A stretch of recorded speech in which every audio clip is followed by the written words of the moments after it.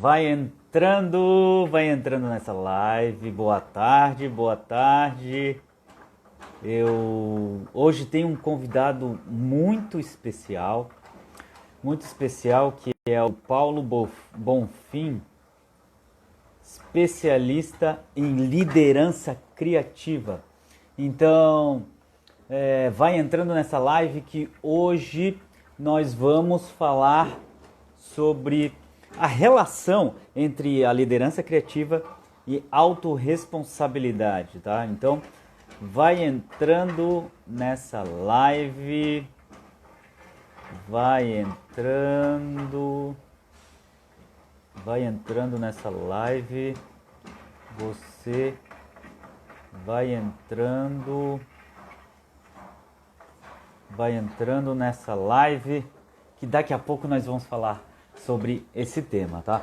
Eu vou começar a live dando uma introdução sobre autorresponsabilidade, para que o Paulo possa entrar para complementar com as relações da autorresponsabilidade com a liderança criativa. Eu elaborei aqui um roteiro com algumas perguntas que eu vou fazer para o Paulo Bonfim e você vai entender essa relação, porque é fundamental hoje que o líder trabalhe.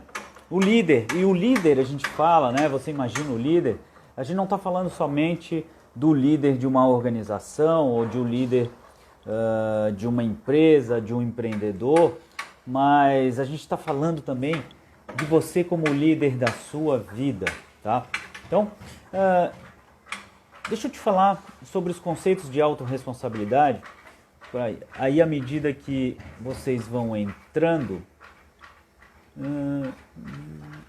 você vai receber esse conteúdo, tá? Então, vai entrando nessa live, que daqui a pouquinho eu vou receber aqui o Paulo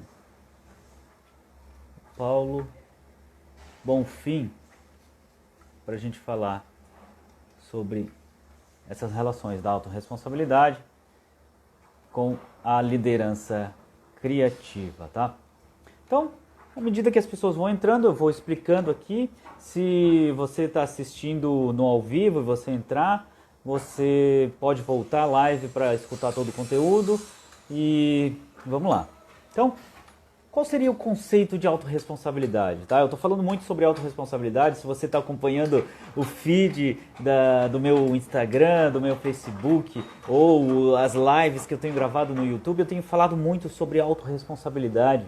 Então eu tenho falado conteúdos de 1 hora, conteúdos menores que eu fatiei e estou divulgando durante a semana. Então, autorresponsabilidade a gente entende que é tanto uma emoção, quanto uma disposição de ânimo, quanto uma virtude moral, quanto um traço de personalidade, quanto uma crença de que você é o único responsável pelos resultados da sua vida.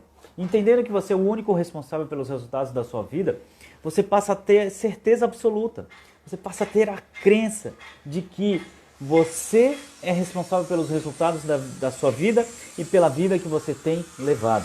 Então, se você é o único responsável pelos resultados da sua vida e pela vida que você tem levado, só você é capaz de alterar a sua vida. Só você é capaz. Não adianta responsabilizar o governo, não adianta responsabilizar as instituições, não adianta responsabilizar as pessoas, não adianta responsabilizar os outros, porque a responsabilidade é sua. É sua responsabilidade, tá? Então, autorresponsabilidade é a capacidade de você se responsabilizar pela sua vida. Pela sua vida, tá? Então, você acaba sendo a pessoa que assume a responsabilidade. Eu tô recebendo aqui algumas mensagens. Então vai entrando nessa live. Então, esse é o conceito de autorresponsabilidade. Entrou aqui o Paulo. Liderança inovadora, Paulo. Sim, liderança inovadora. Vai entrando nessa live. Então, assim, se você entende, tá? que você é responsável e você que tem a capacidade de se responsabilizar pela sua vida, só você é capaz de alterar essa realidade, tá? Então não existe coincidência, tá?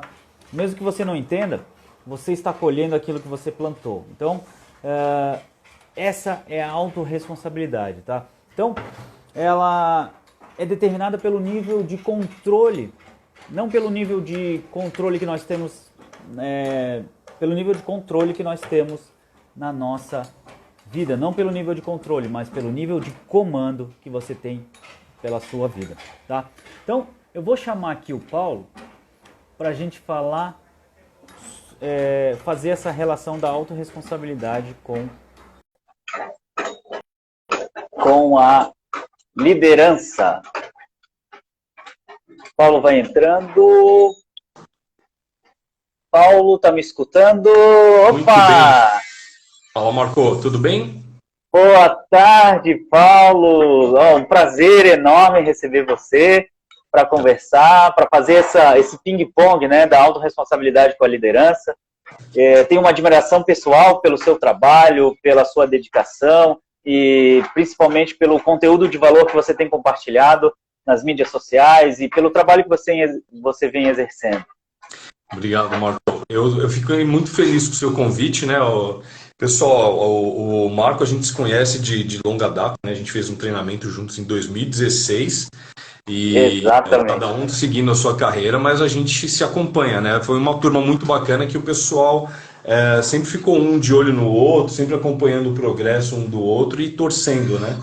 E aí agora o Marco falou assim, Paulo, vamos fazer uma live? Eu falei assim, claro, que honra, né?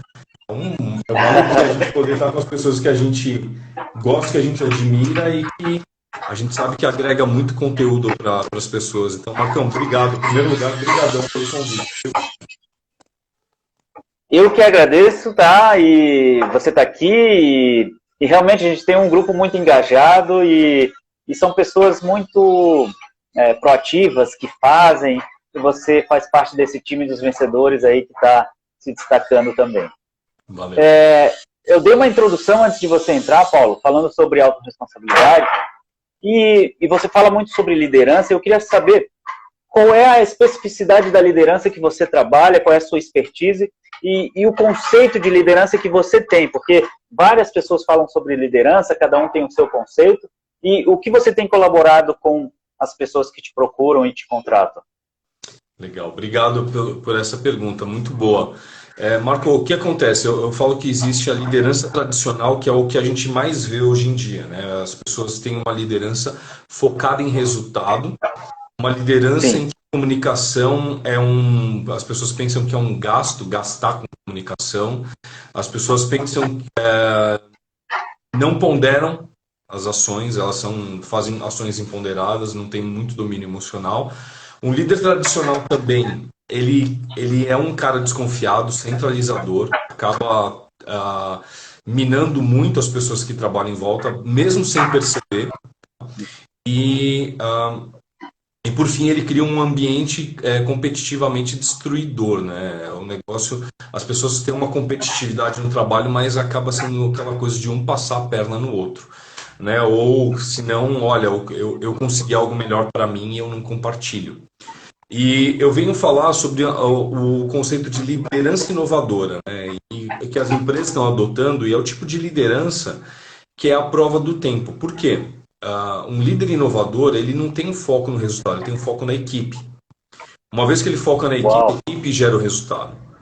O líder inovador, ele se comunica, ele entende que comunicação é investimento, então ele investe em comunicar cada vez melhor com a equipe. Ele é um cara que é uma pessoa que preza principalmente por ter ponderação. Eu falo que é um estadista. Quando acontece uma situação, ele controla, ele tem controle das emoções, né? E também é uma pessoa que cria um ambiente psicologicamente seguro, ou seja, as pessoas se sentem confortáveis perto dele para dizer o que está de bom e o que está de ruim, né? Trazer os problemas à tona para serem trabalhados em conjunto. E, por fim, cria um ambiente de competitividade colaborativa, ou seja, as pessoas, sim, estão ali trabalhando para se melhorar, para crescer mais, colaborando uns com os outros. Uau! E aí, e quando você comenta, é quase que uma inversão, né, do que vinha acontecendo tradicionalmente, que quando você comenta que esse líder acaba, ao invés de focar no resultado, ele foca na equipe, nas pessoas, e por consequência ele acaba alcançando até melhores resultados, o que você percebe? Que o mercado tem aceitado isso, procurado isso? Como que está essa relação entre procura, entre aceitação, entre aplicar isso que você vem desenvolvendo? O que eu vejo assim, as pessoas, quando fala, sabe, o que eu estou encontrando, né, Marco? Estou encontrando pessoas que estão desgastadas no sentido de ver que, cara, eu estou batendo na equipe, eu estou empurrando a equipe, eu estou puxando a equipe, né? Que tem duas figurinhas que eu acho que as duas estão erradas, né? Tem uma que fala assim, mostra duas atitudes, uma como certa, uma como errada e outra como certa. Eu acho que as duas estão erradas. Que mostra o chefe em cima do montinho e a equipe puxando. E fala que o líder está na frente puxando o trabalho e o pessoal está atrás. E eu acho que as duas estão erradas. Porque, assim, realmente, o chefe está lá e não põe a mão, e aí a equipe se desgasta, tem problema. Mas o líder muitas vezes está puxando e não está olhando para trás para ver se o pessoal está acompanhando ele.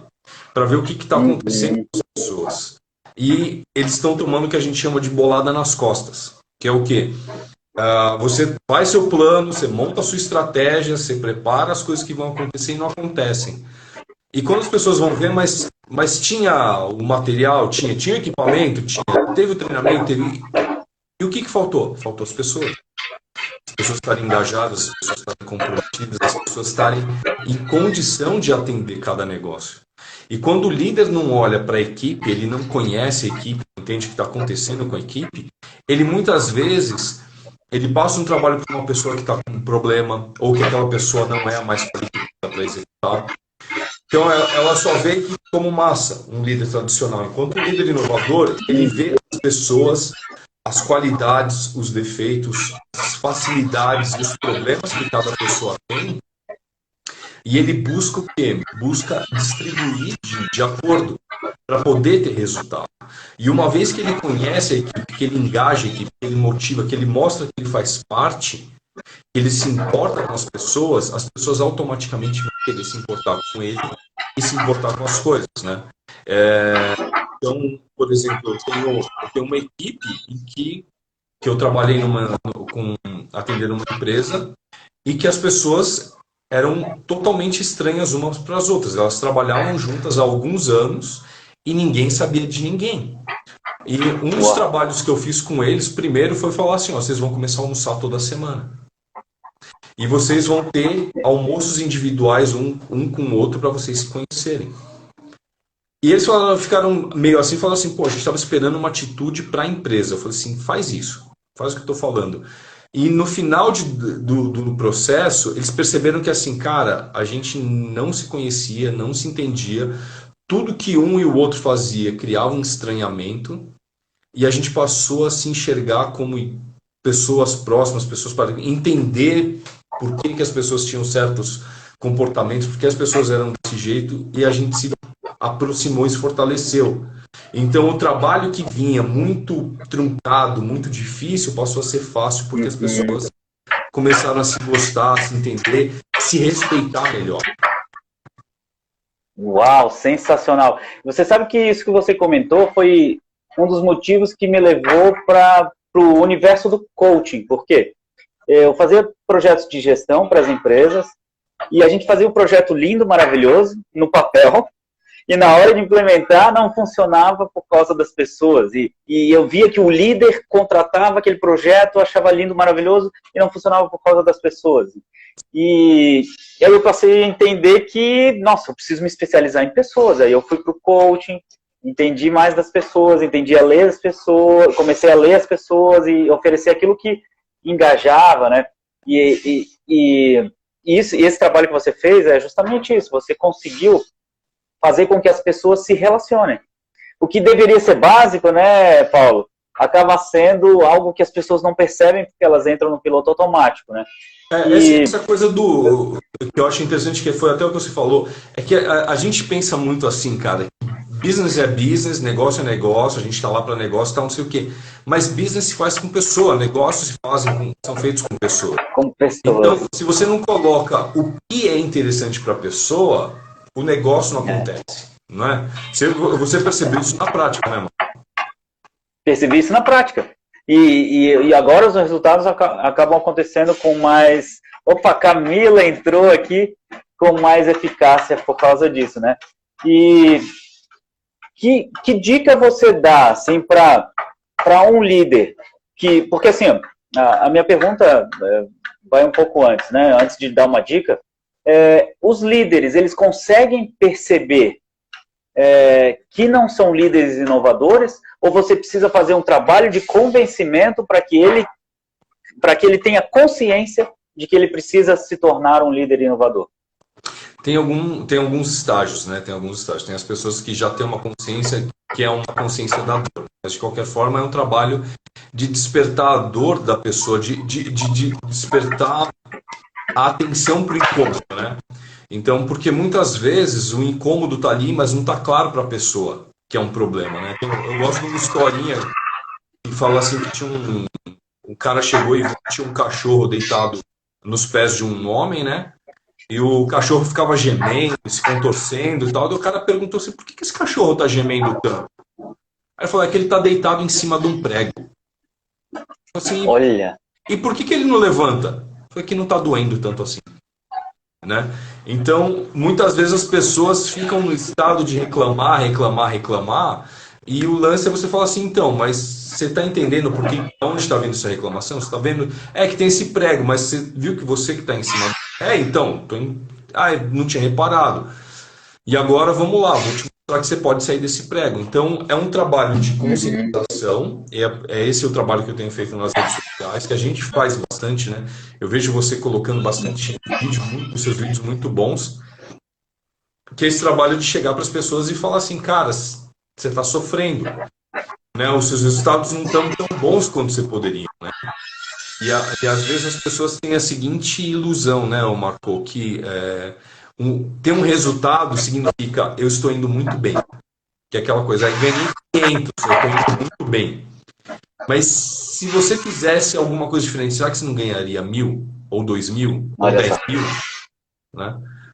Se você mudar o jeito que você faz as coisas, ou tá ok, né? Eu tive um cliente que eles tinham uma preocupação assim, nós precisamos aumentar o faturamento. Nossa preocupação é como aumentar o faturamento. E eu fui levado para isso. Eu falei assim, olha, só que vocês não estão entendendo uma coisa. As empresas, não importa o tamanho do faturamento, importa a competitividade. E competitividade quer dizer qual a sua lucratividade, quanto você lucra, quanto o seu negócio gera de lucro. E para isso você não tem necessariamente que ter um faturamento alto, mas muitas vezes é questão de ajustar a forma de produzir, ajustar a forma de trabalhar, para que a empresa possa dar um resultado em que sobre dinheiro, né? Eu falo que eu estou vendo que está entrando um pessoal aí, Léo, entrou agora Thiago. Até é ótimo que vocês estão nesse horário, que eu vou falar para o Marco, eu posso contar os 5 pontos da competitividade? As 5 chaves. Uau! Claro! Tá. E eu acho legal assim, para você ver também, assim, você que já tem essa expertise também de atender vários clientes, de ver o que eles estão passando, a gente valida se é isso mesmo, se tem mais alguma coisa que a gente pode acrescentar, tá? Mas eu vou falo até anotar aqui, Paulo. Que uma empresa competitiva, ela tem esses 5 pontos bem definidos, tá? Que é o quê? Primeiro, agilidade. A empresa tem que ser ágil, as pessoas têm que ser ágeis. Não tem aquele negócio de eu respondo um e-mail daqui a 3 dias, eu te respondo em 5 dias úteis, não dá. Não dá. Tá. Eu demoro 48 horas, não dá. Não dá. As pessoas estão querendo tudo para ontem. Sim. Cada A vez gente mais, né? não tem paciência de ver um stories de 15 segundos. A gente não tem paciência de esperar um Uber 10 minutos. As pessoas não querem esperar mais. Inclusive, tem algumas empresas que automatizam essa resposta, né? Quando são respostas simples, para que o cliente não fique no vácuo. Exatamente, aquilo que já está. Então você tem que. Mas além do automático, tem o lance da pessoa. A pessoa tem que entender, sabe, Marco? Eu tenho que ser rápido. Eu não posso mais fazer devagarinho. Eu não posso mais ficar empurrando com a barriga. O profissional precisa ser ágil, mais né? rápido. Eu tenho que tomar atitude mais rápido. Eu tenho que entregar mais rápido. Né? Então esse é o primeiro item. Segundo item. Tá. Segundo item. Primeiro, agilidade. Segundo, qualidade. Cada vez mais as pessoas querem coisas boas. E não importa se elas pagaram pouco ou se elas não pagaram nada. Entendeu? Hoje em dia, se você instala um software e ele não é legal, ele é meio lento, ele é feio, você desinstala. E você não pagou nada por ele. Né? Estava usando, você não pagou nada. E nunca mais quer usar. Nunca mais quer usar. Por quê? Porque não é legal, porque trava, porque enrosca. Então, as pessoas querem coisas com qualidade. Da mesma forma, as pessoas esperam a mesma coisa da gente. Querem que o negócio seja bem feito, que seja bom. Terceiro item. Menor custo. Menor custo? Cada vez mais as pessoas querem pagar menos, né? Existe uma democratização de uma série de coisas, né? Então, você é de São Paulo, Marco? Onde você é? Não entendi. Eu sou natural de Não, sou natural de Florianópolis e estou morando em Balneário Camboriú. Beleza. Tem um amigo meu aí, depois vou colocar vocês em contato, o Paulo Vedana, da revista Perfil. Sim, opa, obrigado. Legal. E esse lance do menor custo, todo mundo quer reduzir o custo para poder ter margem. Né? Então, quer pagar menos. Então, quando você tem um serviço... Veja, quando eu falo pagar menos, às vezes dá a impressão que assim, então tem que ter um serviço baratinho. Não, você tem que ter um serviço bom. Você pode até cobrar um valor alto, desde que seu trabalho, seu serviço, a gente vai falar sobre o próximo item. Mas você tem que entender que o cara tem que sentir que ele está economizando. Porque tem certas coisas que as pessoas economizam. Eu vou economizar em certos produtos, algum tipo de mão de obra, eu vou economizar em algum tipo de matéria-prima, eu vou economizar, por exemplo, eu tenho uma operadora que me cobra por um serviço 10 e a outra que cobra pelo mesmo serviço 9. Mas você vai economizar R$1? Vou economizar R$1, porque no final do mês vai fazer diferença. Não é isso? Certamente. Aquele empreendedor que está preocupado com a planilha financeira, ele vai fazer conta.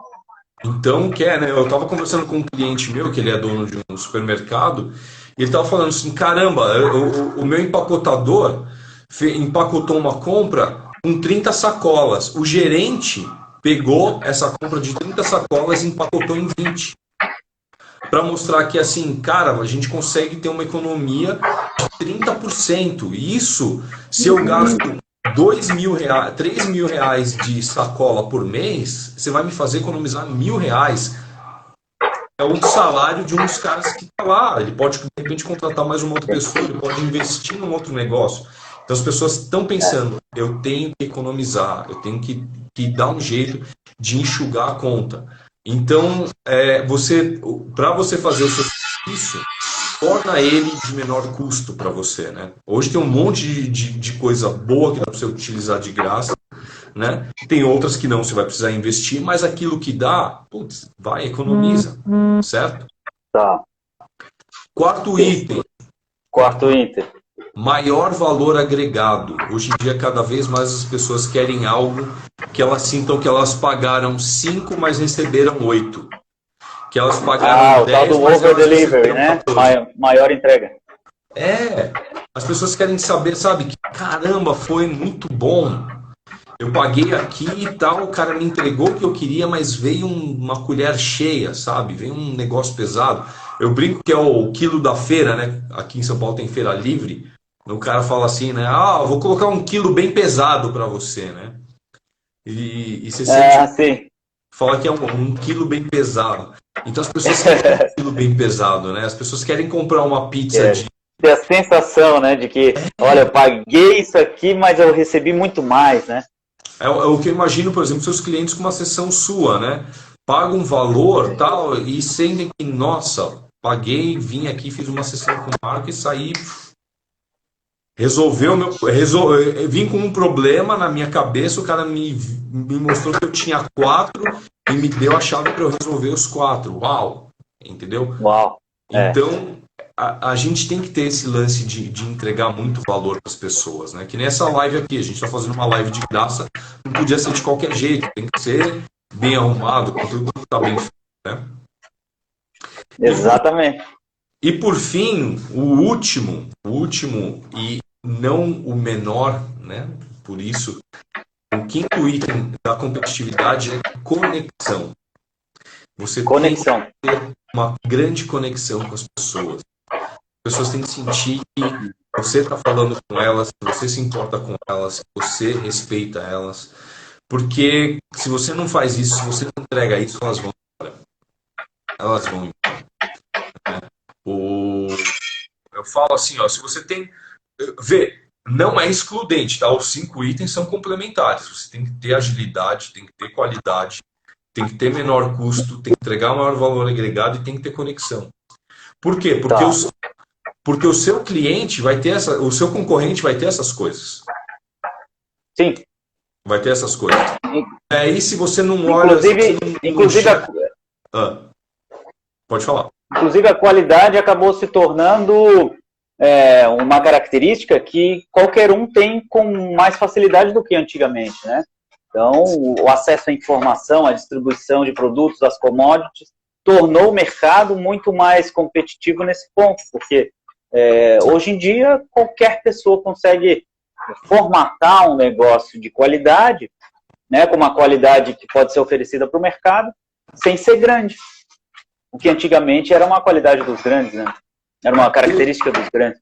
E até a mesma coisa da conexão é interessante, que outro dia a gente estava dando uma aula para um pessoal e um cara falou assim, o diferencial do meu negócio é que nós temos um bom atendimento ao cliente. Tipo assim, isso é commodities.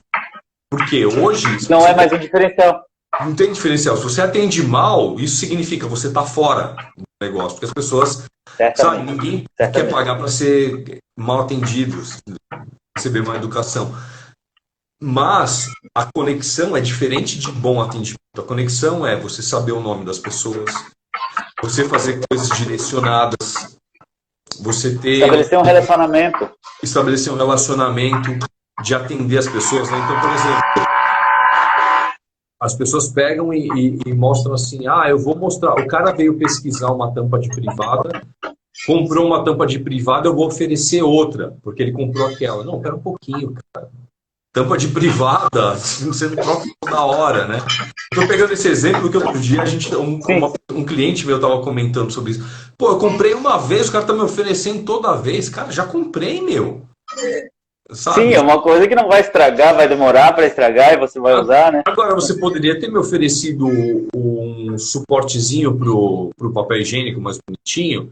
Você poderia ter me oferecido uma pia. De repente, você sacou que, cara, o cara veio procurar a tampa da privada, talvez ele esteja reformando o banheiro, ou ele aproveite que já que trocou a tampa, troca aquilo, já que trocou aquilo, né? Então, esse é o lance da conexão. E por que eu estou falando sobre esse lance da competitividade? Porque os líderes desenvolver suas equipes com uma mentalidade para proporcionar isso. Uau! Entende? Para fazer com que a equipe haja sempre buscando ser competitiva, buscando sempre excelência nesses 5 pontos. Tá, então esses 5 pontos podem ser indicadores de desempenho. Porque se você quer que a sua equipe tenha competitividade, você pode avaliar, tá, mas como é que está o seu nível de agilidade? Como é que está o seu nível de qualidade? Como é que está a sua relação custo-benefício? Como é que está o seu valor agregado, a sua conexão? Então, acaba sendo um indicador para que o... Não sei, estou alucinando aqui, Paulo. Você me corrija se eu tiver. É isso mesmo, Marcão. Perfeito. Exatamente, porque ele tem que buscar isso, né? Só que assim, o lance é como ele faz a equipe entregar isso. Essa é a pergunta que eu ia te fazer, Paulo. Como o líder pode fazer isso? Isso é o que ele tem que buscar e o que ele tem que fazer. Os 5 pontos da liderança inovadora, que é o quê? Primeiro, seja foco na equipe. Em vez de foco no resultado, foca na equipe. Cuida da equipe, faz parte da equipe, se integra com a equipe, para a equipe saber que você está ali, está perto, está com a porta aberta, né? Então, esse é um primeiro diferencial. O segundo, que eu chamo de comunicação Jedi. Ele tem que se comunicar Jedi? com Jedi, né? Para quem não é muito nerd, o Marcão, você é meio nerd? Esse aí é do Guerra das Estrelas, né? Star Wars, né? Exatamente. É do Guerra nas Estrelas, né? O Jedi, para quem não sabe, gente, o Guerra nas Estrelas, né? Eu sou um pouquinho fã. Não sou muito, não, mas eu sou um pouquinho fã. E eu também sou um pouquinho fã. Mas eu gosto muito, né? Eu sou um pouquinho, eu só assisti todos os filmes, né? Tudo bem. E aí, qual que é o lance da comunicação Jedi? Que o Jedi, aonde ele vai, ele conversa com quem for. Ele conversa com um robô, ele conversa com um humano, ele conversa com um alienígena, e cada um falando na sua língua. E o cara se comunica, se faz entender. Aí a necessidade, Paulo, só entrando aqui com a minha área de expertise, que eu tenho colaborado com os meus clientes também, meus clientes de business coaching têm contratado muito análise de perfil comportamental. Por que análise de perfil comportamental? Porque eles querem entender qual é a característica de cada integrante da equipe. Para quê? Porque se eu tenho um integrante da minha equipe que ele é dominante, eu tenho que lançar desafio para ele, porque ele é dominante. Então, ele fica ávido por desafios. Agora, se eu tenho um membro na minha equipe que ele é estável, não adianta apertar o cara na pressão, porque ele vai espanar. Então, você tem que coordenar, dizer qual é o passo a passo que ele tem que fazer, qual é o prazo para ele se planejar para fazer. Estou fazendo aqui um paralelo de 2 extremos, né? Mas, exatamente, então... mas é isso mesmo. Por quê? Porque a causa disso que você está falando. Da mesma forma, ele tem que dominar, dar feedback. Tem que dominar, dar feed forward. Né? O feedback que é... Então essa seria a segunda característica, é a comunicação Jedi. Isso. E isso a primeira engloba, A primeira é foco na equipe.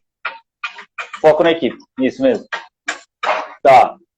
Na comunicação Jedi, o cara tem que dominar, conversar com as pessoas, saber como que ela vai falar. Uma vez que ela já faz parte da equipe, que ela está no dia a dia, que ela percebe, ela tem que também, primeiro, estabelecer a sua forma de comunicação. Porque quer queira, quer não, o líder ele tem que colocar a cultura de uma forma cada vez mais explícita. Porque o líder, ele dita a cultura de qualquer jeito, ele que dita. As pessoas olham para ele para ver. Se ele é um cara que está de um jeito muito... fala muito palavrão, etc., vai na onda. Se ele é um cara que fala mais comedido, etc. A equipe acaba sendo um reflexo da sua liderança, né? E então, isso é fato, né? A gente percebe isso, né? Ele perceber o jeito que ele se comunica e ver, é isso que eu quero comunicar? Se não, tem que ajustar. Ajusta a comunicação, né? Para ditar como é que as pessoas vão, para saber que as pessoas estão falando a mesma coisa, sabe? Tem que falar a mesma coisa. E nessa comunicação está a cultura, está a forma de trabalho, né? Então o feedback como nós trabalhamos e poder dar retorno para a pessoa, dizer o que foi bom, o que foi ruim e como pode melhorar. E por fim, a ferramenta que é fundamental, feed forward. O que é feed forward? É você dizer como você quer que a pessoa trabalhe. No feed forward, o feedback você dá no final de uma atividade. E foca no passado, né? Vai falar para trás. Isso. E o feed forward você vai falar no começo. Gente, eu quero nesse tempo, nessa qualidade, nesse escopo, e é assim que eu espero o negócio. nesse formato, com tantas fotos, sei lá. É ali que você tem que definir claramente. E eu vejo que muitos líderes, né, eles acham que comunicar é gastar tempo. Então eles falam de qualquer jeito e recebem qualquer coisa. Então é que existe o tempo. Isso me fez lembrar essas análises de perfis comportamentais, que eu tenho percebido que os líderes, com base no que você está falando de liderança inovadora, os líderes que têm mais resistência a esse tipo de liderança são os dominantes, porque o foco deles, por característica pessoal, é resultado. Então ele não se preocupa muito como ele fala com as pessoas e o que ele fala, ele quer resultado. Como o Steve Jobs, né? Quem leu as biografias do Steve Jobs sabe que ele era focado no resultado e ele não estava nem aí como ele tratava as pessoas, o que ele falava. Era o lado negativo, né, do líder.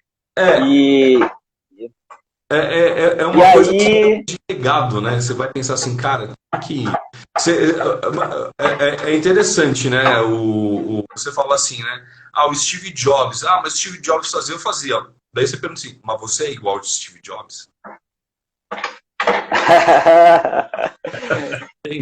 Ele era um gênio.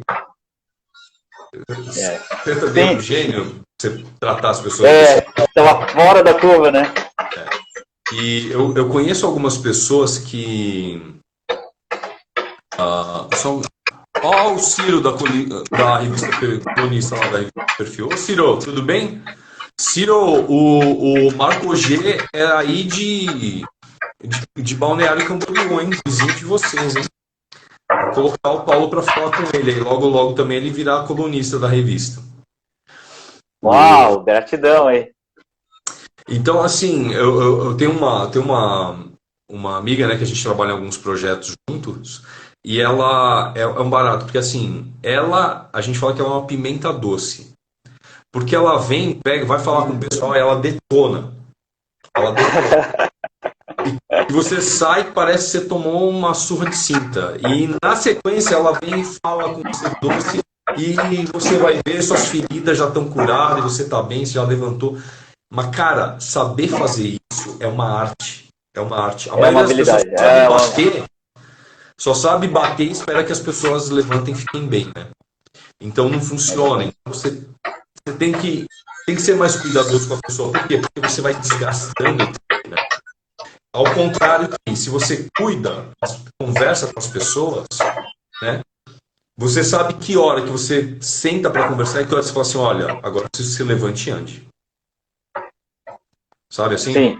Então, se você vai dominando esse tempo, essa comunicação, esse dirigir com a sua equipe, você tem muito mais. E tem que conhecer de cada um, né? E como você se comunica com a equipe coletivamente e como que você se comunica individualmente também tem uma relação de diferença, né? Exatamente. Eu gosto de falar assim, né? Tem uma frase que o Roberto Chiniachik, nosso mentor querido, ele fala assim: a maior injustiça que uma pessoa pode cometer, e muitos líderes cometem, e eu já cometi, é tratar os diferentes de maneira igual. Exatamente. Igual. Então, quando um líder capta e chega e elogia toda a equipe, tem uns 4, 5 ali que não fizeram nada, que estão prejudicando, que estão atrapalhando, complicado, entende? Tem falha ali, né? Do mesmo jeito que se você chega e dá um esporro em todo mundo, e tem uns 6, 7, 8 ali que trabalham pra caramba, que ralam, etc., e você tá batendo em todo mundo, você tá detonando todo mundo, você também tá cometendo uma injustiça, né? Você tá acabando com a moral das pessoas. Você fala assim, se eu trabalhar bem ou mal, não faz diferença. Aí vem aquele desinteresse que você falou, né? Que as pessoas acabam não fazendo porque não tem uma consideração pelo líder, e por não ter consideração pelo líder, não se engajam nos projetos que o líder conduz.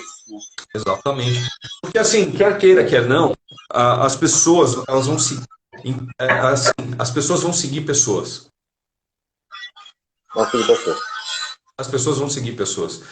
Então, se elas sentirem que olha, a empresa não está muito legal, Sabe, eu já vi empresas que assim, salário atrasado, problema tal, mas as pessoas indo, batendo cartão, fazendo, ficando até tarde, por quê? Porque elas não iam por causa da empresa, elas não iam por causa do salário, elas iam porque eu acredito nesse cara, eu acredito nessa mulher, Uau. eu acredito nessa turma, nessa equipe.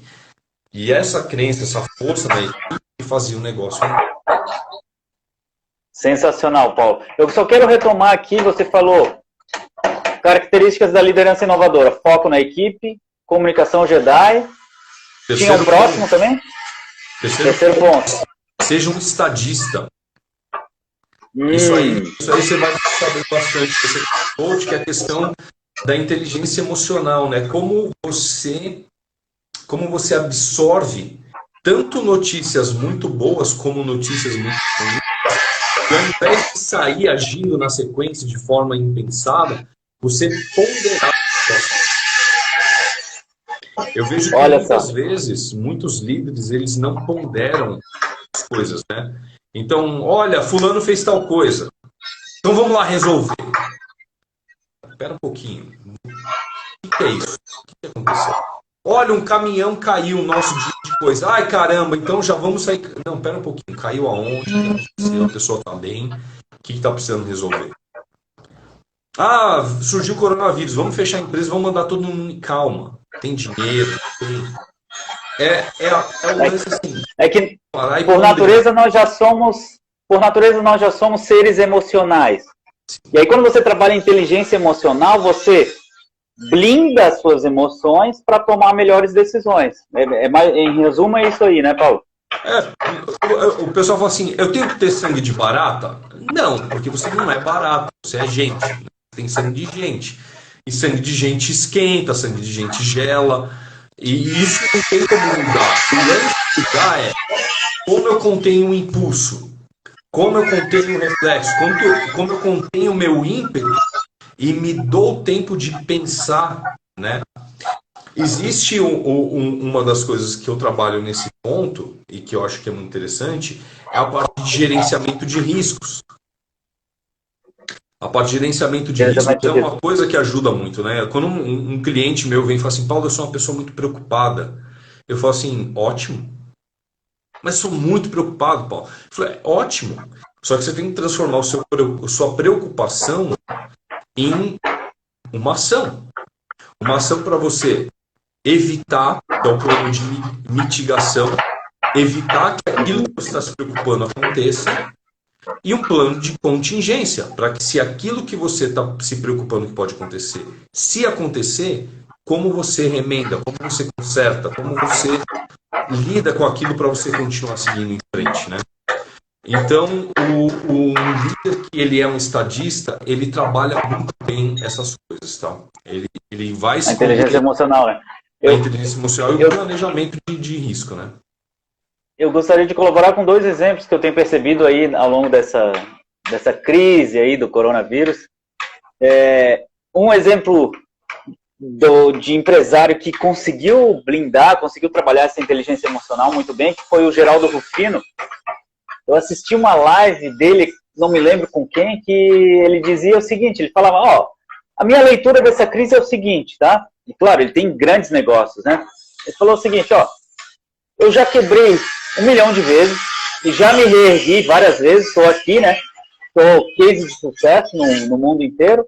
E assim, se eu quebrar nessa crise, é mais uma vez que eu quebrei. Só que a diferença é que todo mundo vai quebrar comigo. Então, ele levou num humor, assim, numa forma de enxergar as coisas, que para ele tá tudo bem. Se quebrar, se não quebrar, ele sabe que ele tem a responsabilidade sobre aquilo, ele pode assumir ações, como você falou, né? Transformar essa emoção em uma ação.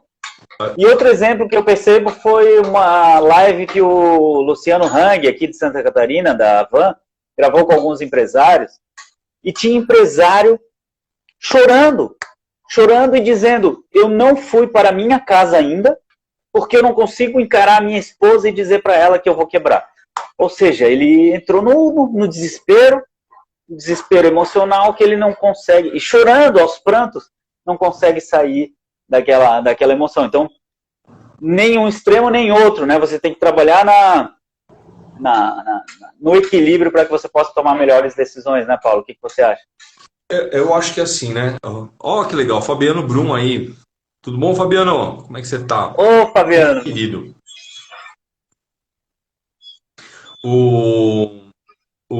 Esse lance, assim, ó, é que a gente que é empreendedor, a gente vai tomando certos tipos de consciência, né? A pessoa que tem empreendedor que vê a própria empresa como um emprego. E que essa empresa lhe garante as coisas. Eu estou garantido. Tem que tirar essa coisa de eu estou garantido. Não tem garantia, não tem ninguém garantido. Não existe estabilidade, né? Não tem. Imagina, tá vivo, claritinho, uma batendo na outra. Entra o WhatsApp, que não é uma telefônica, não é uma empresa de telefonia, arrebenta com todo mundo. Tá a Kodak e a Fuji brigando por qual é a melhor papel fotográfico, qual que imprime melhor. Aí vem a câmera digital e acaba com tudo. Então, assim... Sim, e existem pessoas que tinham diversificação de negócios. Então eu tenho um restaurante, eu tenho uma clínica e eu tenho, sei lá, uma banca de jornal. Todos os três fecharam nessa crise. E aí? Que diversificação era essa? Não existe estabilidade, né? Não existe. Então, ter consciência disso e tratar o negócio nesse sentido, né? Não como um emprego, tratar o negócio como algo que está com risco. E da mesma forma pensar assim, eu tenho que parar e analisar de verdade o impacto, conversar com pessoas, estruturar o negócio, ver o que dá para fazer daqui, ver o que eu tenho que cortar para... eu vou contar um exemplo pessoal, né? Assim, eu estava conversando com você e falei assim, Paulo, mas sabe, se corta as pernas de alguém, como é que fica? Não dá para ficar. Eu falei assim, ao contrário. Às vezes você tem que cortar para sobreviver. Eu dou um exemplo pessoal. Meu pai tinha falecido há 15 anos. Há uns 20 e poucos anos, meu pai teve uma trombose. Meu pai fumava muito, bebia muito. E ele teve uma trombose junto com diabetes. E ele teve que amputar a perna direita primeiro. E a esquerda mas ficou muito debilitada, estava muito debilitada. E ela teve uns machucados e ela começou a apodrecer, ficar feia. A ferida não cicatrizava por conta da diabetes. E os médicos falaram assim, olha, o que a gente precisa fazer é cortar sua perna na altura acima do joelho também. Você vai sem as duas pernas. Então, na hora que você está vendo, olha, preciso amputar, parece o fim. Mas, meu pai, depois que ficou amputado, ele começou a aprender a se mexer sozinho, fazer as coisas sozinho, se locomover dentro de casa sozinho, com a cadeira dele. Então ele ia para o banheiro sozinho, tomava banho sozinho, secava sozinho, se arrumava sozinho. A gente adaptou o carro dele, ele ia trabalhar sozinho, ia vender coisas. Minha mãe fazia chocolate, ele ia vender chocolate. Então, às vezes, a gente só enxerga a nossa vida assim, a minha vida só existe do jeito que eu estou. Não! A sua vida existe enquanto você está vivo. Né? Se você ainda tem um olho, que é um cara mais... Stephen Hawking. O cara não se mexia nada. Para falar, precisava de um sintetizador. E quanto que esse cara produziu? Então, a gente tem que acreditar mais na nossa capacidade. E além... Hoje eu faço isso, mas eu não sou capaz só de... Hoje eu faço isso porque é assim que eu estou vivendo. Mas se algo acontecer, eu posso. E quando eu não vou poder fazer nada? Quando você morrer. Aí você não pode fazer nada. Até lá... Aí não pode fazer nada. Aí não tem solução, exatamente. Eu enxergo muito assim, Paulo. Vê se você concorda comigo. Nós temos possibilidades e nós temos limitações. Agora, você que está assistindo a gente aí, você está pautando a sua vida pelas suas possibilidades ou pelas suas limitações? Amanhã eu vou falar com o Gabriel Mansfield, aquele que perdeu a visão. Você chegou a conhecer ele lá no curso, lá no treinamento? Que a gente o Gabriel Mansfield, sim. Ele é um cara sensacional. Sensacional, e tá aí. Então, assim, olha, que contribuição essa sua, hein? Essa aí vai virar um vídeo que eu vou colocar no meu feed, hein? Se você me permitir, Paulo. Por favor, pode colocar. Porque o que eu falo para as pessoas, Marco, as pessoas, eu conheço pessoas que são funcionário público e tal, eu falo assim, cara, mas e a garantia? Eu falo, aprende uma coisa, a vida não tem garantia de nada. Nada. Entende? Nada. Não tem existe nada estabilidade. garantido.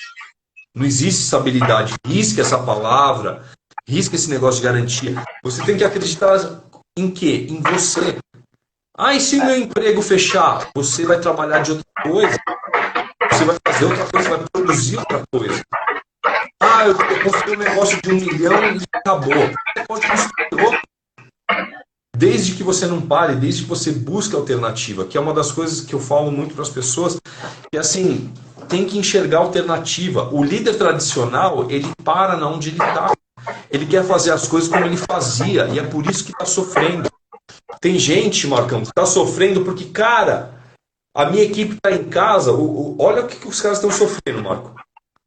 Fala. O cara está sofrendo porque a equipe está em casa e ele não sabe se as pessoas estão trabalhando. Por quê? Porque ele só sabia que as pessoas estavam trabalhando quando estava todo mundo sentado na frente dele e ele ficava o dia inteiro olhando as pessoas batendo no teclado. Ele exercia a liderança pela autoridade, né? É um líder tradicional, ele quer ver hora. E eu tô falando, cara, não é mais. Você tem que entender, nunca foi por hora. É por produtividade, é por produção, é por entrega. Resultado. É claro, existem trabalhos que precisa ter horário. Uma empresa que abre para o público às 8 da manhã e fecha às 8 da noite, tem que ter alguém que entra às 8 e tem que ter alguém que sai às 8 da noite. Isso não tem jeito. Um segurança que vigia 24, tem que ter a segurança lá, tal, não sei o quê. Agora, as outras coisas é produção, é entrega. Eu concordo plenamente. Então, o líder que ele ainda está nessa de, cara, eu nem sei o que eu estou passando para as pessoas, eu só quero vê-las batucando o teclado, ele vai sofrer muito. Então ele tem que largar essa mentalidade velha, tem que jogar fora isso e partir para outra. Né? Eu estou chamando de home leadership, liderança em casa. Como que você vai liderar a sua equipe a partir da sua casa em tempos de coronavírus? É isso. Sabe? Tem que... É saber lidar com esse desafio para eles, né? Porque existem empresas que já estavam trabalhando essa transição para o home office, né? Ou até em algumas coworks, e que estão lidando muito bem com essa necessidade emergencial, né? Sim. E, Paulo, a gente está aqui com 50 minutos. Eu quero que... Tem mais alguma característica? A gente falou de 3, né? Tem mais equipe, 2. Comunicação Jedi, seja um estadista para trabalhar inteligência emocional. Ambiente tem um psicologicamente no seguro. Ambiente psicologicamente seguro. Tem que criar um ambiente psicologicamente seguro. O que é isso? Você tem que deixar as pessoas te falarem as verdades. E você tem que falar as verdades para as pessoas. Você tem que mostrar a sua fraqueza para ajudar as pessoas a se sentirem confortáveis de falar a fraqueza delas. Tem um exemplo muito interessante do Simon Sinek, que ele conta que os SEALs americanos, que são a elite dos fuzileiros navais lá da Marinha, diz que no final de cada missão, antes de comer, antes de guardar o equipamento, eles fazem uma reunião para encerrar a missão, e o primeiro a falar é o líder, é o comandante da missão, é o líder da missão.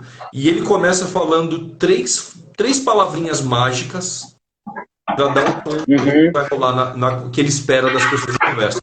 E ele fala, I fucked up.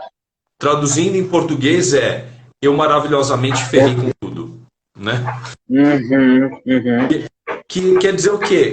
É o cara começar falando aonde ele errou. Ele fala, cara, errei nisso, foi mal, não cobri tal lugar, achei que isso, bababá. O cara fala o que ele errou. E ele é o líder, é o primeiro a falar. O que acontece? Demonstra vulnerabilidade, né? Todo mundo segue. Todo mundo segue. Por quê? Porque eu não estou falando pra gente um pisar na cabeça do outro. Eu estou falando pra gente aprender em que deu errado. Né? Eu tinha um cliente que a frase dele era assim, aqui na minha empresa nós não admitimos erro. Foi assim que ele me falou antes de me contratar. E quando ele me contratou, foi assim, uma das primeiras coisas que a gente vai fazer é mudar isso aí, cara. As pessoas têm que admitir erro. Porque as pessoas estão escondendo o erro de você, elas estão jogando o erro para debaixo do tapete. O erro é inerente ao sucesso, né? A falha, o fracasso. Tem que passar por ali para poder chegar, não existe outra. Nós erramos muito e aprendemos para não errar mais. Aprendemos. Exatamente. Faz parte do crescimento. A gente vai continuar errando, mas vamos errar em coisa diferente, né? Então, certamente. E o quinto ponto, Paulo, só para a gente... Para a gente avançar, competitividade colaborativa. Ou seja, as pessoas têm que saber que elas têm que ser competitivas, não umas contra as outras, mas umas com as outras. Como você pode melhorar? Quem são as pessoas no seu trabalho que trabalham melhor que você tem que colar nessas pessoas para você aprender? O que você fez de bom no seu trabalho que serve para todo mundo, que você pode compartilhar para todo mundo crescer? Porque quando você cresce e as pessoas crescem, todo mundo cresce, todo mundo ganha. Você tem uma equipe mais competente, uma equipe mais alinhada, uma equipe mais competitiva. Então, é fundamental fechar esses 5 pontos com a competitividade colaborativa. Isso tem muito a ver com o crescer e contribuir, né, Paulo? Na mesma medida que você cresce, você contribui para que outras pessoas cresçam também.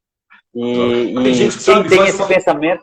Faz uma planilha, esconde. Tem gente que aprende um negócio e não ensina. Eu conheço negócio e não conto para ninguém. Cara, conta para todo mundo. Conta, porque senão você também não cresce. Exatamente. Vai ficar com aquilo ali guardado, né? Paulo, mensagem final que você dá, faltam 4 minutos. Eu sei porque o Instagram ele derruba a gente em 1 hora, né? Então, derruba. O meu que não derruba, não sei porquê, mas ele geralmente está derrubando a gente em 1 hora. Que mensagem você dá para o líder inovador ou para o líder que quer se tornar inovador? Que mensagem final você dá para que possa exercer essa liderança inovadora?